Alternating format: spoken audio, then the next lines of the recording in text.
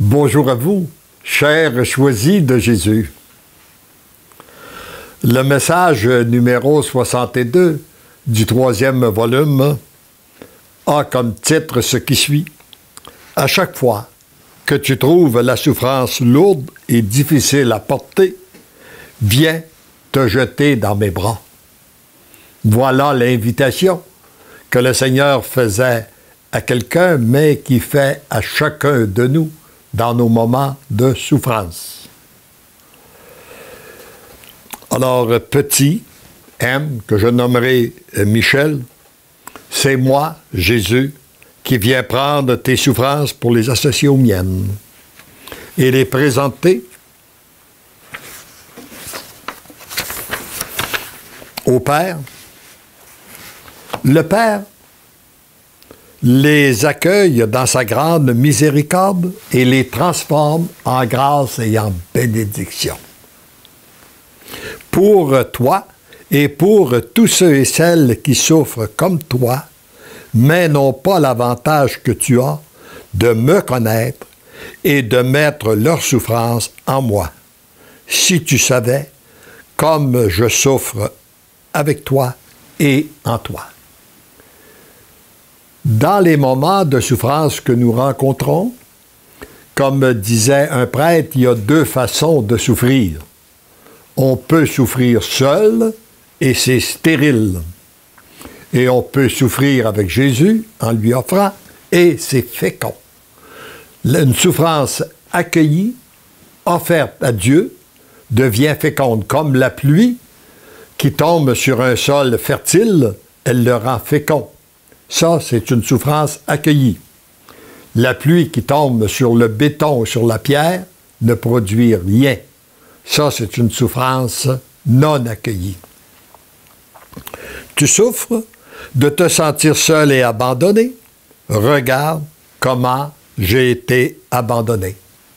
Moi, ton Dieu, au moment de ma passion. Oui, il était Dieu, il était le Tout-Puissant, il a accepté de souffrir pour nous, de se sentir seul. Tu souffres de te sentir lié et privé de liberté? Regarde comment j'ai été lié à la croix. Tu souffres de ne pas te sentir aimé? Regarde l'amour que j'avais à déverser dans les cœurs et qui n'a pas été accueilli. Et moi, j'ai la certitude que la souffrance de Jésus est encore présente parce que son amour n'est pas accueilli. Et à chaque fois que nous accueillons son amour, nous devenons un baume pour son cœur blessé. Plus ma souffrance a été grande et douloureuse, plus j'étais proche de la résurrection. Il en est de même pour toi en ce moment. Plus ta souffrance est grande, plus tu es près de cette nouvelle vie qui va éclater en moi. Et c'est un peu comme la maman qui souffre des douleurs d'un accouchement. Plus les souffrances sont rapprochées, plus elles sont fortes, plus le bébé est prêt d'arriver. Et je pense que c'est de cette façon-là que nous, en tant que chrétiens, nous devons accueillir une souffrance, sachant qu'elle va être transformée. Petit Michel, à chaque fois que tu trouves ta souffrance lourde et difficile à porter, viens te jeter dans mes bras. Remets-moi ta souffrance et tu trouveras que mon joug est léger. C'est ce qu'il nous a dit dans sa parole et c'est ce qu'il fait. Dieu n'est pas un menteur. Ce qu'il a dit, il le réalise. Ne crains pas, j'ai entendu tes prières et tes supplications. Tu as trouvé grâce à mes yeux. Mon cœur est brûlant d'amour pour toi. Persévère dans la foi, la prière et l'abandon en moi, ton Dieu. Oui, moi, je te ferai entrer dans la grande liberté des enfants de Dieu. Même si parfois je passe par les hommes, ne mets pas ta confiance en un homme, mets en moi ton Dieu. C'est moi qui te redonnerai ta liberté, celle de ton baptême. Pour moi, il est clair que Dieu a distribué ses dons, ses charismes, ses connaissances dans une multitude de personnes et il veut passer tantôt par un, tantôt par l'autre. Mais notre confiance, moi par exemple, si je suis malade, je vais aller voir un médecin, mais je vais mettre ma confiance en Dieu. Je vais d'abord demander à Dieu de me guider vers le bon médecin. Je vais lui demander d'inspirer le médecin pour établir un bon diagnostic, une bonne prescription. Et après, je vais prendre le médicament en sachant, en mettant ma confiance en Dieu, que Dieu va me guérir à travers ce médicament. Eh bien, je pense qu'on ne doit pas être dénaturé, mais on doit mettre notre confiance en Dieu et non dans les moyens humains.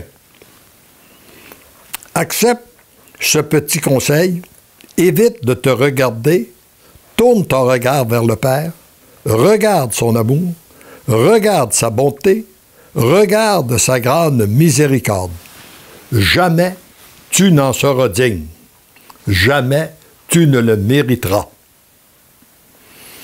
Comme je disais récemment, dans une conférence où je m'adressais aux personnes qui ont de la difficulté à accueillir l'amour de Dieu, à se sentir aimé de Dieu, soit parce que j'ai trop péché, j'ai trop un mauvais caractère, j'ai pas une vie assez dévote. En d'autres termes, la personne dit « je ne suis pas digne ».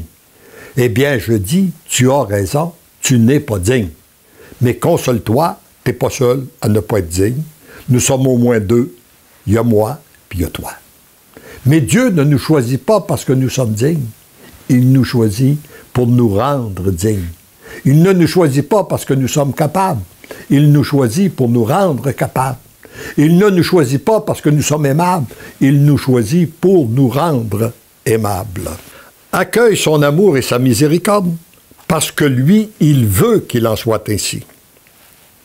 Petit Michel de mon cœur, je te prends dans mes bras, je serre ton cœur contre le mien. Ensemble, nous avançons vers la grande victoire. Si tu savais comme je t'aime. Oui, oui, Michel, tu ne rêves pas. C'est moi, ton ami de toujours, Jésus, qui te dit, Michel, tendrement je t'aime.